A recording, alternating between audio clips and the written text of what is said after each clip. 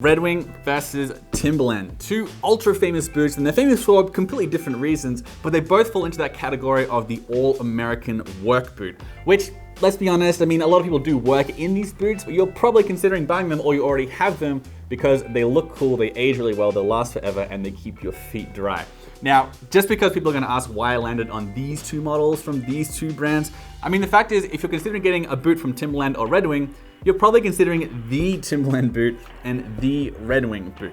This is the 6-inch premium waterproof Timberland boot, also called Tims, and given I live in New York, I should probably be calling them Deadass, except that I'm Australian, so I would actually pronounce it dead ass, which we can all agree sounds pretty stupid, so I'm just gonna stick to calling them Tims, if that's all right with you. The Redwing is the Redwing Iron Ranger. These are the company's most popular models, but if you're considering instead getting like a blacksmith from Redwing, it's pretty much the exact same boot, just without the toe cap. There are a couple other differences, but pretty much everything I'm gonna say about the Iron Ranger can apply to the blacksmith boot as well, which is also very popular.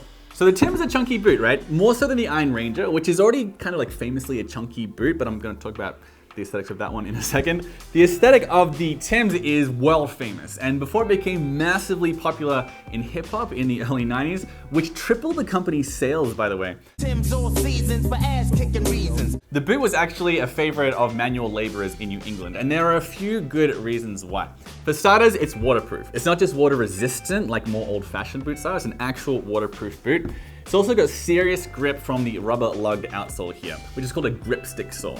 And also, the third reason, it's fully insulated to keep the toes warm. So these three qualities make it really like functional in the real world and move it beyond just like a fashionable shoe. It's actually useful in the real world.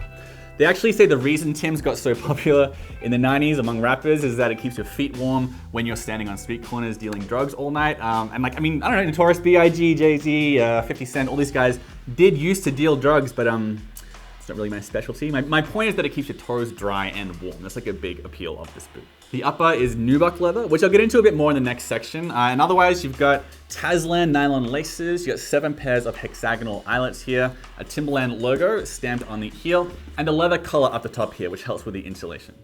The Iron Ranger, meanwhile, these come in a ton of leathers, this boot, but they're really well known for this amber harness leather. I need to mention that these boots are actually very old, like I've had them for a long time, and I darkened them with a waterproofing conditioner a few years ago before I realized I was gonna be doing videos about boots on YouTube. So most amber harness Iron Rangers don't look like this. They look more like the color of these Redwing merchant boots that I've got, like that's the same leather.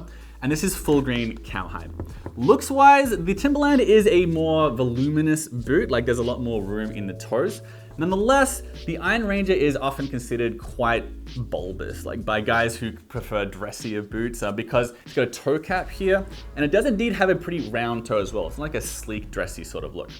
Otherwise, my pair here, this has a neo cork outsole because it's a bit old, but these days, like since 2017, Redwing puts Vibram mini lug soles on the Iron Rangers that look like this. So it's not quite as grippy as the Timberlands, but it's still pretty grippy, and some guys prefer the flatter sole just like for aesthetic reasons. So you got 4 pairs of nickel eyelets on the Iron Rangers and 3 pairs of speed hooks, which makes getting them off and on a little bit easier. And it's triple stitched along the vamp and along the counter here as well. Whereas the Tim is quadruple stitched along the side, but it doesn't have the same kind of counter stitching you get on the Iron Ranger.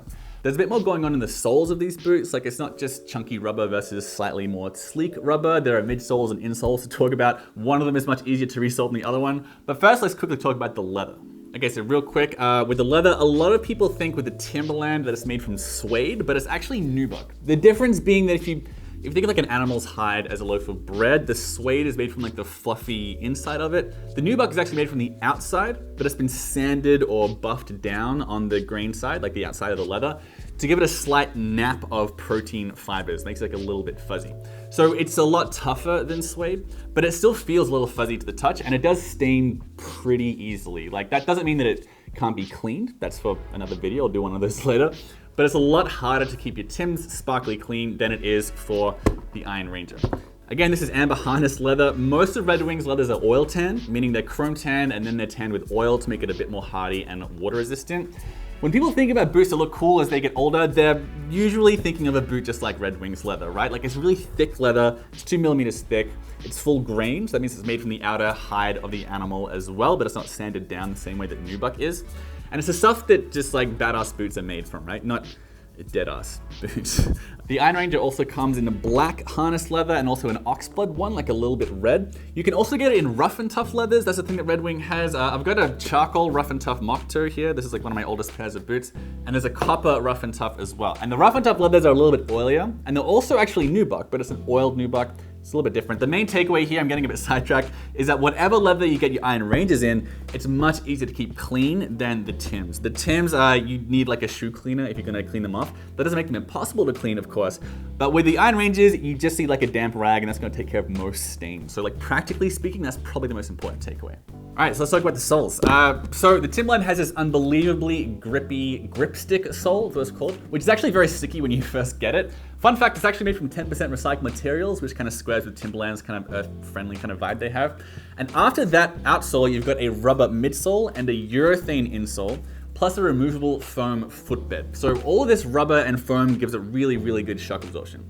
Now, the stitching here along the outside of the upper, you might think that means that it's a resolable boot, but it isn't really. It's called bond welted, which really just means cemented, like it's glued on. There are a couple of people online, if you Google around, who say that they can resole them if you like send it to them. But generally speaking, you can't take Tims to a cobbler and get them resoled like you can with the Iron Ranger. This is a Goodyear welt on the Iron Ranger, right? So if you look at the stitching going around the outer here, this is like real stitching. And the reason it's a lot easier to resole is because the upper and the sole aren't attached to each other. They're attached to a welt in between them. So absolutely any cobbler can resole them when the time comes. And they can last for like maybe a decade or two, right? So that's like a really big plus with the Goodyear welted construction that the Iron Ranger has. The downside is that like the Tims won't last as long as the Iron Rangers, but the Tims are waterproof, whereas the Iron Ranger is just very, very, very water resistant. So you can wear them in the rain and snow, no worries, but it's not considered waterproof. Like if you stand in a puddle for a long time, your toes will probably get a little bit wet in the Iron Ranger. The last thing before we move on to the price of these boots is the layers of the sole in the Iron Ranger, and it's a much more kind of traditional construction than the Timberlands. There's a cork midsole and a leather insole on the Iron Ranger, which is a really old-fashioned way of making like classic boots. And those layers mean two things. The first is that the Iron Ranger molds the shape of your foot over time, and it gets more and more comfy, and they wind up feeling almost like they were made for your foot the longer you wear them. And that's like a really cool aspect of these like more heritage type boots, is what people call them. So they don't have very good shock absorption though. That's the other thing this means. So the good thing is that it molds the shape of your foot, gets more comfy in that regard, but the shock absorption is nowhere near as good as the Tims. So it kind of depends on what you want from this shoe. All right, now as far as the price goes, this one's quick and easy. The Tims usually cost between $160 and $180, and the Redwings are about $320. So they are twice the price. So the Tims obviously win this one. All right, so let's wrap it up. I'm gonna discuss the pros and cons of each of these boots so you can decide which one is right for you. So why pick the Timberlands? I mean, for starters, this is probably like a dumb thing to say, but I would consider them more iconic than the Redwings, you know? Like before I got into boots, I didn't know what an Iron Ranger was, but I knew what a Timberland boot was. Like this shoe is absolutely everywhere, and you're wearing a piece of pop culture history when you buy them, you know? So they're sort of like Chuck Taylor sneakers in that regard, like the Chuck Taylor of boots. They're meaningful and pretty well priced, if not the most durable shoe on earth. On that note, they are half the price of the Iron Ranger, and they've got way better shock absorption, and they're waterproof, and they're grippier, and they're insulated, and they don't have any break-in my experience. Those are all very, very good reasons to prefer the Tims to the Iron Rangers. But with the Iron Ranger, it's worth pointing out here, the leather is much easier to keep clean, for starters. Like, again, it's not impossible to keep your Tims clean, but it's just, it's more work than it is with a full grain leather boot like this. The cork and leather soles that I mentioned before, they do help the boot to mold the shape of your foot over time, and it's actually a meaningful difference. It's one of the reasons people get really attached to these sorts of heritage boots like this, not just because they last for so long, but because like they become very you as they age. You know, you don't get that with like the foam and rubber in the Tims. That said, the foam and rubber in the Tims are really good for shock absorption, and that's definitely something the Tims have. The Iron Rangers are not very, very high tech in that regard. You know, so again, it kind of depends on what you like. Is there an aesthetic benefit to the Iron Rangers? I mean, like, they're both very different boots, right? And this is the most debatable and subjective and not objectively true part of this whole video, but I mean, I'd say the Iron Rangers are more, I mean, dressy is the wrong word, right? But I mean, what I mean is the Timberlands are more casual streetwear, you know what I mean? Like, they're cool in a more youthful way, I guess. Whereas streetwear isn't always perfect on everybody, not on older guys either, right? So I think a 20-year-old and a 60-year-old will both look really cool in the Iron Rangers, you know what I mean? I don't want to get anyone mad with that. I just mean, if I saw my dad in Iron Rangers, he'd look great. if I saw this 65-year-old white guy in Tim's, it might look like a little bit off, you know? And you might find that a negative quality of the Iron Ranges. And of course, it depends on the dad. I just think boots like this, I don't know, they're a bit more classic, I suppose, more timeless, if that's a thing that matters to you. And then finally, the last big difference between these two, and it's one that's really big, is that the Iron Ranges cost twice as much as the Timberlands. And that's a deal breaker for a lot of dudes, and I get it, and that totally makes sense. But you do have to keep in mind the Iron Ranges are going to last a lot longer than the Timberlands. Partly because the leather is like thicker and better quality on the Redwings, but also because you almost definitely cannot resole a Timberland, but you can with Iron Ranges because of that Goodyear welt. These ones will last longer and age better. All right, man, that's my comparison of two of the most iconic boots in Americana, the Redwing Iron Ranger, the Timberland 6-inch premium waterproof boot. Both great boots, both have like really stark differences as far as like what's more useful. Maybe you want a boot that's more waterproof, more insulated, you know, more iconic, that kind of stuff. You might want to go for the Timberland then. If you want like a more kind of classic, old-fashioned looking boot that's going to last much longer, it might go Redwings. Let me know in the comments below which one you like. I've also got a comparison of the Timberland for Doc Martens. I'm going to put again this video if you want to check that out. And make sure you subscribe as well. I'm Nick. I never said this whole time. I'm Nick. This channel is Stradwise, and I do kind of boot comparisons, boot reviews, and general like heritage menswear stuff. So yeah, subscribe if you want to hang out for a while.